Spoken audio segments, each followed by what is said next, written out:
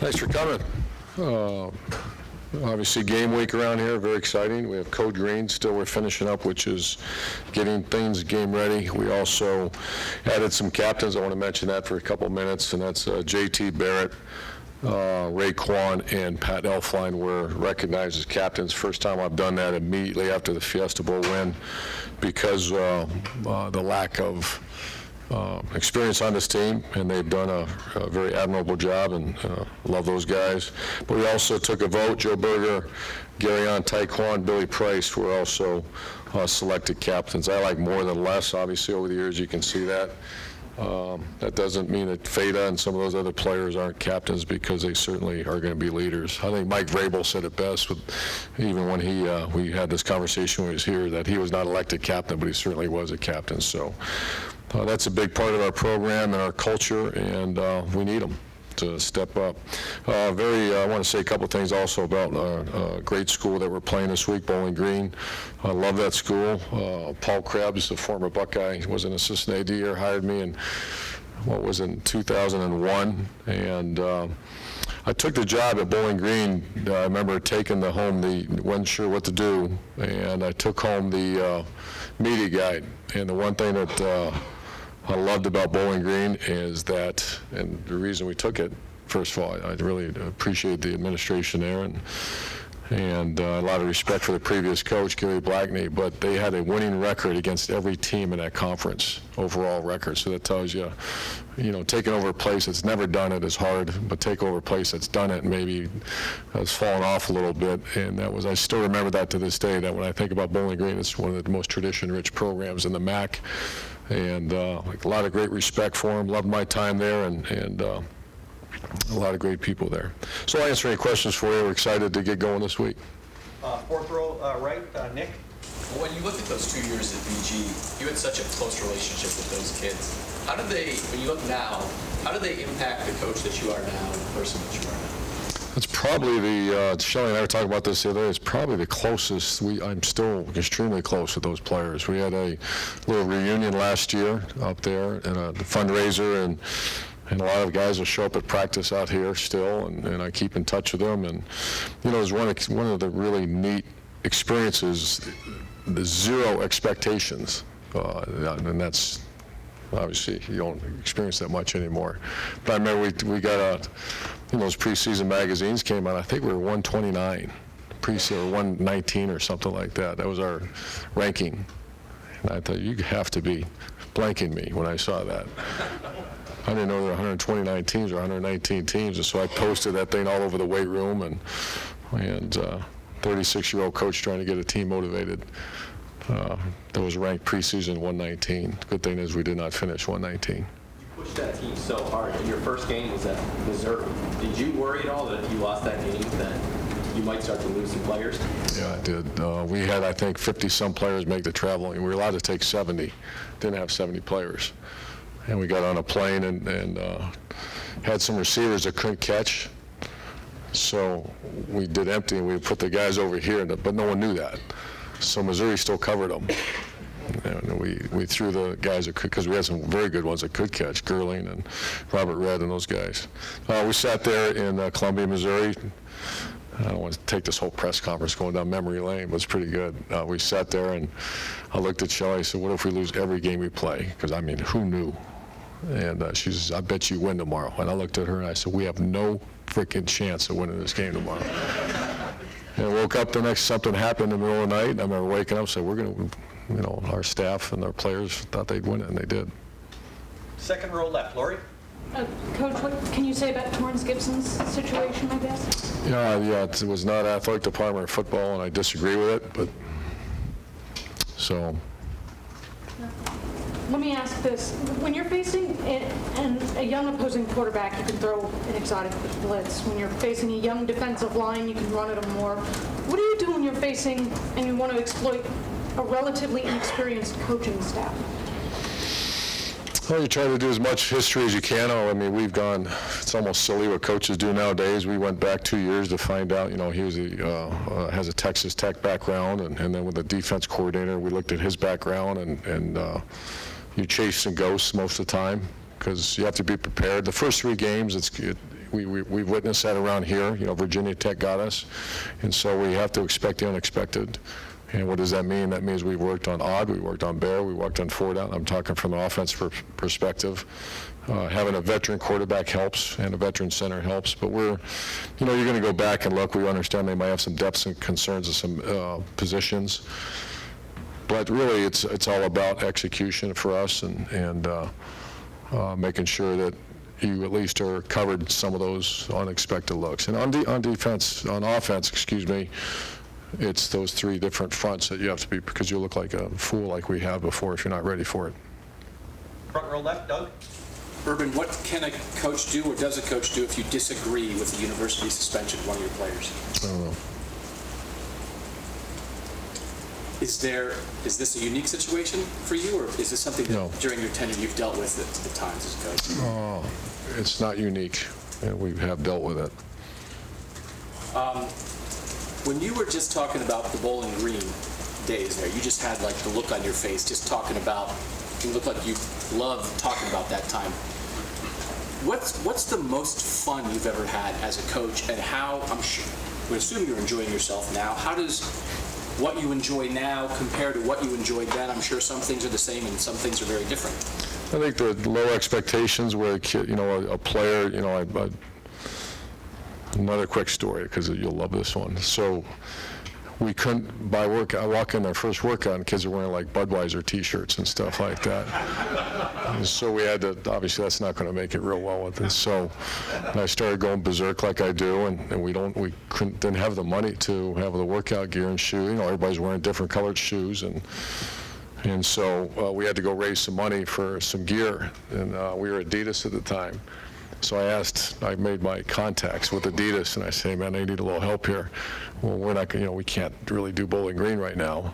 And this is before, because Bowling Green's got they've done very well recently. But so I worked it out. A deal was like $2,500 or something. And they said, we'll get you some shoes. And they came and they're like, I think they're blue and gray.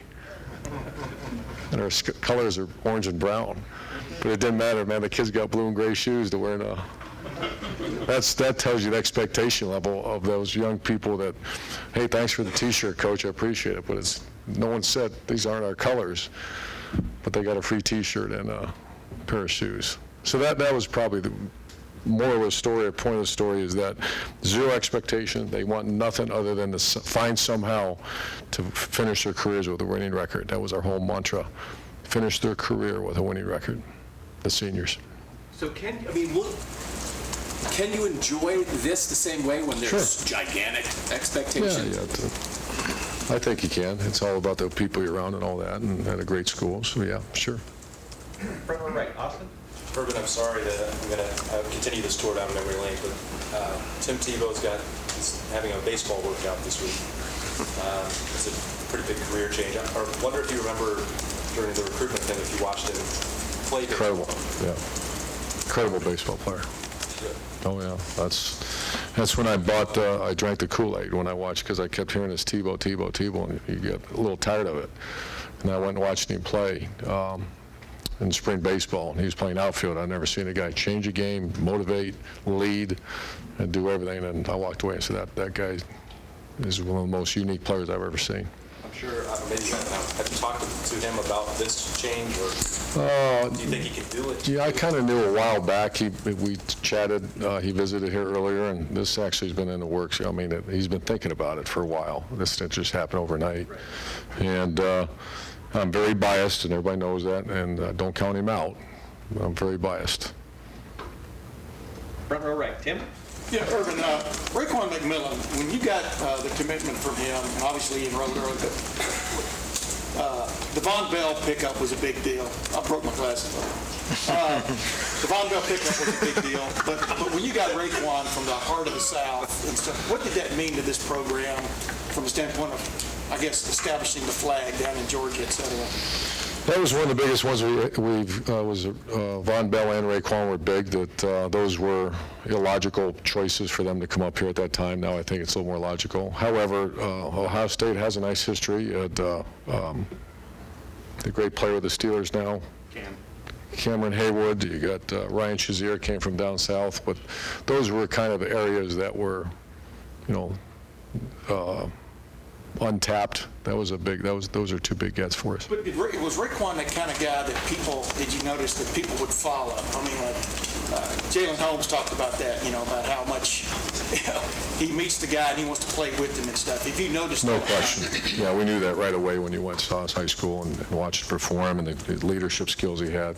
And I think that's where Mark Pantoni and his staff do a great job. You want to try to get those guys that can get on those group chats and all that other stuff that we have a bunch of them right now. And one of the things you were talking about a while ago, when you're trying to get a handle on Bowling Green, Texas Tech, what did you look most at? What did you guys look most at? Did you look at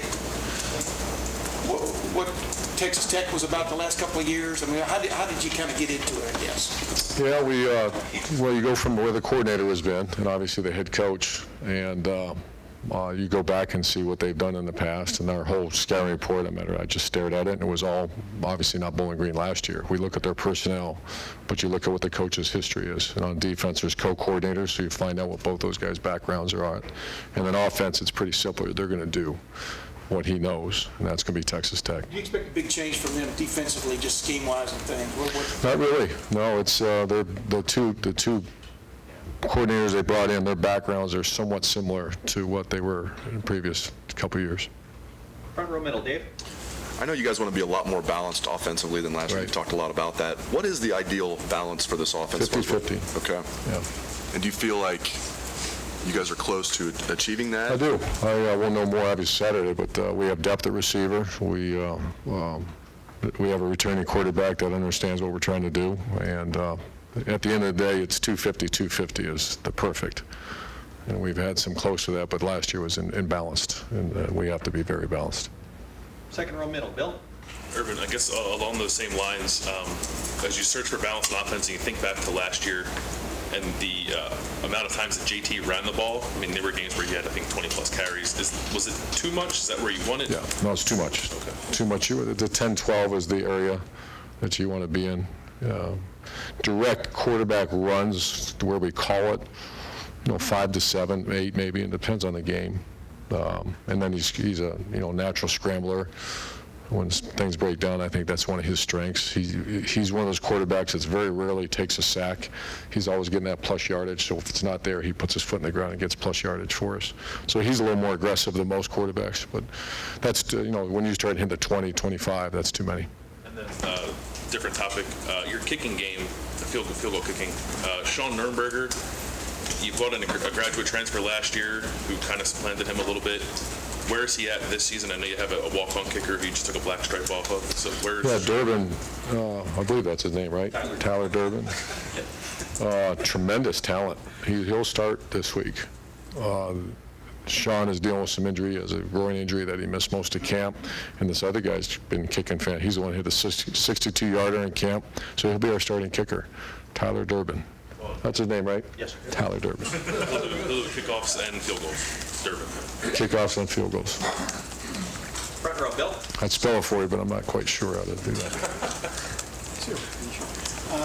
You've had 9 months really to prepare for this after that wave of players left for the NFL.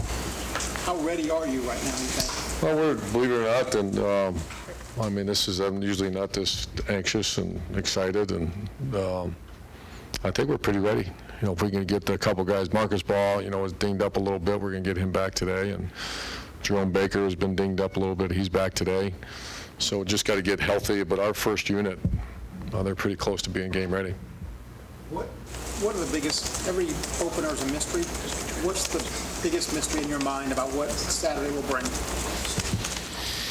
How the players react to the environment of 110,000, 108,000, whatever it is, and the crowd, I'm sure it's going to be hot, and how they react to not Pat Elflein and JT, but how the Austin Macks of the world and Malik Hooker is going to respond, because they've done really, really well the last 2 weeks. Are all the starting positions settled right now? Or No, not yet. Close. Can you elaborate on that? Yeah. The front five on offense, if it continues, would be Isaiah Prince and Jamarco at tackle. You'll have Billy and Michael Jordan at guard, if he continues to grow. Pat at center. Mike Weber / Curtis Samuel tailback. slash Dontre Wilson. At receiver, that's still in the air a little bit, but Noah Brown will be involved in that.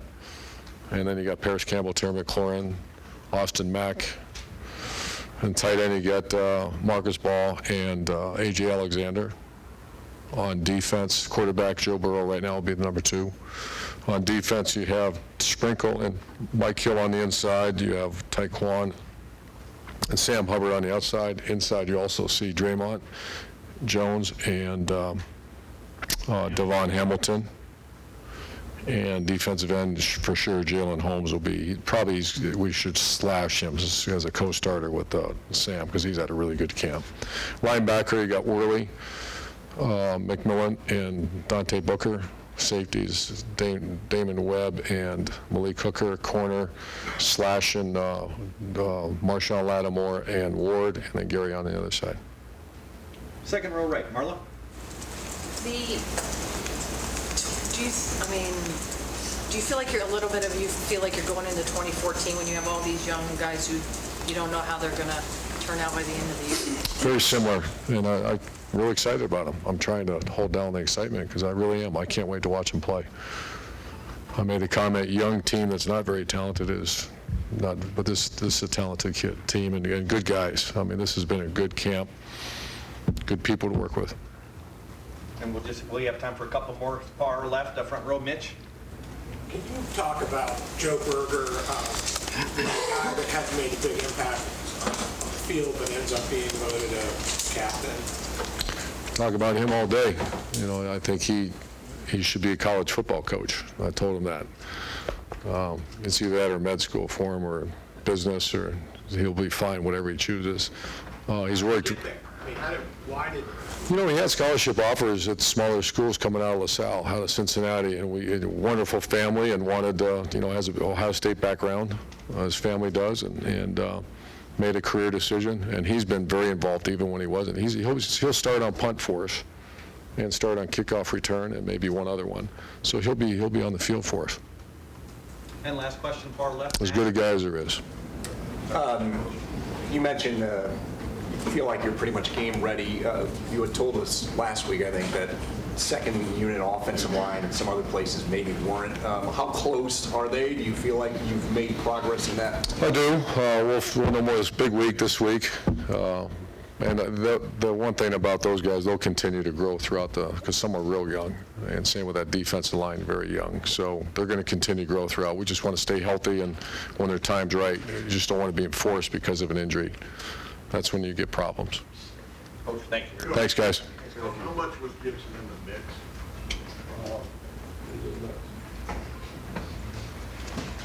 All righty, folks, we'll move on.